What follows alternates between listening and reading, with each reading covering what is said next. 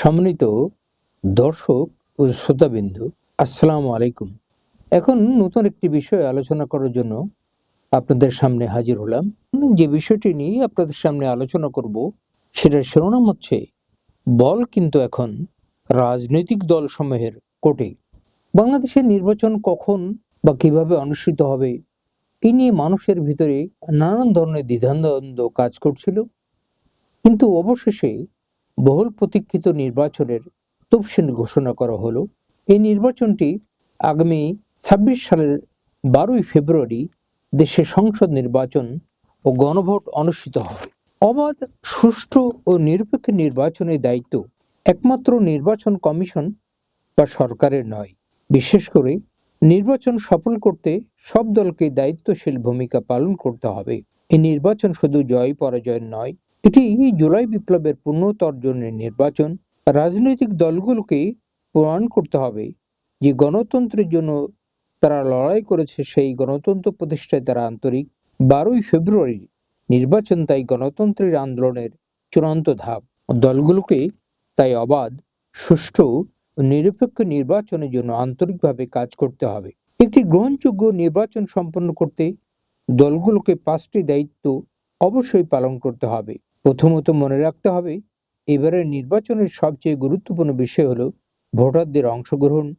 নির্বাচনে যদি বিপুল সংখ্যক ভোটার ভোট দিতে যান, তারা যদি নির্ভয়ে তাদের পছন্দের প্রার্থীকে ভোট দিতে পারেন, তাহলেই এই নির্বাচন সুষ্ঠু, অংশগ্রহণমূলক বিবেচিত হবে। ভোটারদের ক্ষেত্রে কেন্দ্রে নিয়ে যাওয়ার প্রধান দায়িত্ব রাজনৈতিক দলের। কাজে নির্বাচনে অংশগ্রহণকারী প্রার্থীদের প্রধান কাজ হবে ভোটের দিন বিশেষ সংখ্যক ভোটারদের কেন্দ্রে যেতে উৎসাহিত করা। দ্বিতীয়ত, ভোটের উপস্থিতি নিশ্চিত করতে হলে আইন শৃঙ্খলা পরিস্থিতির উন্নতির কোনো বিকল্প নেই। সশস্ত্র বাহিনী এবং পুলিশ যত নিষ্ঠার সঙ্গে দায়িত্ব পালন করুক না কেন, রাজনৈতিক দল ও প্রার্থীরা যদি দায়িত্বশীল এবং সহনশীল আচরণ না করেন, তাহলে নির্বাচনকালীন সহিংসতা বন্ধ হবে না। নির্বাচনের সময় প্রার্থীদের কারণেই অধিকাংশ সহিংসতা ঘটে। প্রার্থীরা মাঠ দখল রাখতে বিশেষ শক্তির প্রয়োগ করেন। সন্ত্রাসীরা বিভিন্ন প্রার্থীর পৃষ্ঠপোষকতায় বেপরোয়া হয়ে ওঠে। ভোটের আগেই প্রতিপক্ষকে ঘায়েল, বিরুদ্ধ প্রার্থীর সমর্থকদের উপর আক্রমণের ঘটনা শুধু নির্বাচনী পরিবেশ নষ্ট করে না, আইন শৃঙ্খলা পরিস্থিতির অবনতি ঘটায়। বিশেষ করে ভোটের দিন কেন্দ্রে ও বুথ দখল সংস্কৃতি বাংলাদেশে অনেক পুরনো। এবারের নির্বাচনে যদি দলগুলো এই সংস্কৃতি থেকে বেরিয়ে আসতে না পারে, তাহলে এই নির্বাচনও জনগণের কাছে শেষ পর্যন্ত গ্রহণযোগ্য হবে না। একটি প্রশ্নবদ্ধ নির্বাচন একটি ভালো সরকার গঠন করতে পারবে না। তৃতীয়ত, নির্বাচন একটা রাজনৈতিক খেলা। এই খেলায় কিছু নির্দিষ্ট নিয়ম আছে। এই জন্যই নির্বাচন কমিশন আচরণবিধি তৈরি করেছে। আচরণবিধি হলো রুলস অব দ্য গেম। নির্বাচনের এই রাজনৈতিক দলগুলোর মধ্যে আচরণবিধি লঙ্ঘনের প্রতিযোগিতা শুরু হয়। এতে নির্বাচনের পরিবেশ নষ্ট হয়। নির্বাচন সুষ্ঠু হওয়ার পথে অন্যতম অন্তরায় হলো আচরণবিধি অমান্য। এবার নির্বাচন নানান কারণেই আলাদা। একটি রক্তস্নাত আন্দোলনের মাধ্যমে নির্বাচনের পটভূমি তৈরি হয়েছে। রাষ্ট্র সংস্কারের আকাঙ্ক্ষা লালন করে রক্ত দিয়েছে তরুণরা। তাদের রক্তের ঋণ শোধ করতে হলে এই নির্বাচনে রাজনৈতিক দলগুলোকে অবশ্যই আচরণবিধি মানতে হবে। চতুর্থত, নির্বাচন এলেই প্রার্থীরা প্রশাসন এবং নির্বাচনের সঙ্গে সংশ্লিষ্টতার পক্ষে টানার অনভিপ্রেত এবং অনাকাঙ্ক্ষিত প্রতিযোগিতা শুরু করেন। নির্বাচনের সঙ্গে দায়িত্ব পালনকারীদের ভয়ভীতি অথবা প্রলোভন দেখানো হয়, যাতে তারা বিশেষ প্রার্থীর পক্ষে কাজ করেন। ইচ্ছায় বা অনিচ্ছায় অনেক দায়িত্ব কর্মকর্তা নিরপেক্ষতা হারিয়ে ফেলেন। এতে নির্বাচনের সর্বনাশ হয়।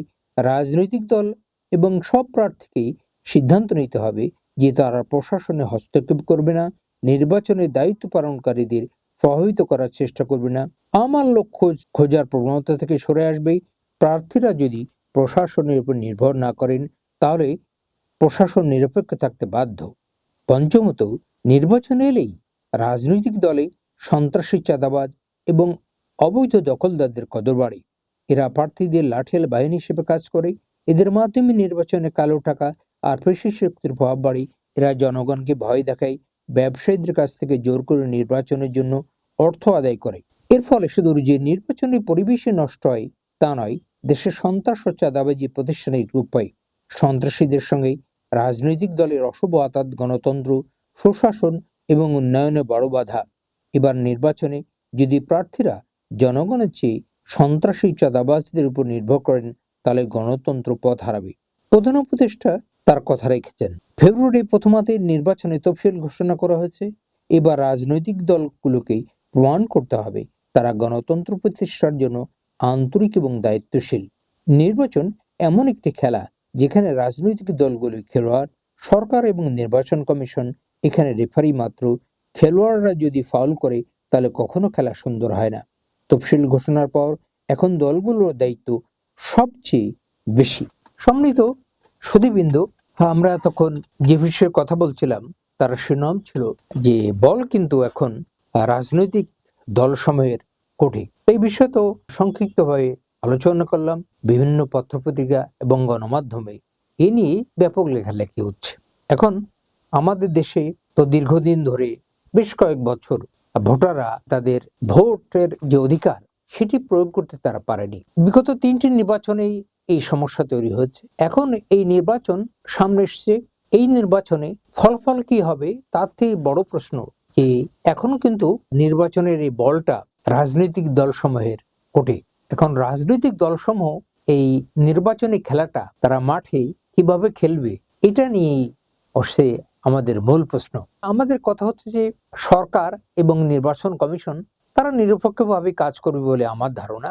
এখন রাজনৈতিক খেলোয়াড়রা যদি নির্বাচন মাঠে, বিশেষ করে যেদিন ফাইনাল খেলা অনুষ্ঠিত হবে অর্থাৎ 26 সালের 12ই ফেব্রুয়ারি, এই দিন যদি খেলোয়াড়রা ফাউল না করেন তাহলেই নির্বাচনটি সুষ্ঠু, নিরপেক্ষ এবং অবাধ হবে। এবং নির্বাচনটি যদি অবাধ হয়ে যায়, নির্বাচন ফলাফলটি যাই হোক না কেন, সেই ফলাফলটি দেশের মানুষ মেনে নিতে বাধ্য হবে। এবং 2024 সালের 5ই আগস্ট যে এটি গণ বিপ্লব এবং গণ অভ্যুত্থানের মাধ্যমে দেশে যে একটি সরকারের পতন হলো, সুষ্ঠু নির্বাচন হলেই দেখা যাবে যে দেশের মানুষের কাঙ্ক্ষিত যে তাদের সামনে এই নির্বাচনটা একটু সুন্দরভাবে অনুষ্ঠিত হওয়ার কথা ছিল সেইটা বাস্তবায়িত হবে। আশা করি আমরা এই সামনের 12ই ফেব্রুয়ারি নির্বাচনটা জনগণের প্রত্যাশা অনুযায়ী অনুষ্ঠিত হবে। আজকে আর কথা না বাড়ি আপনাদের সবাইকে ধন্যবাদ জানিয়ে আমার বক্তব্য এখানে শেষ করছি। আল্লাহ হাফেজ।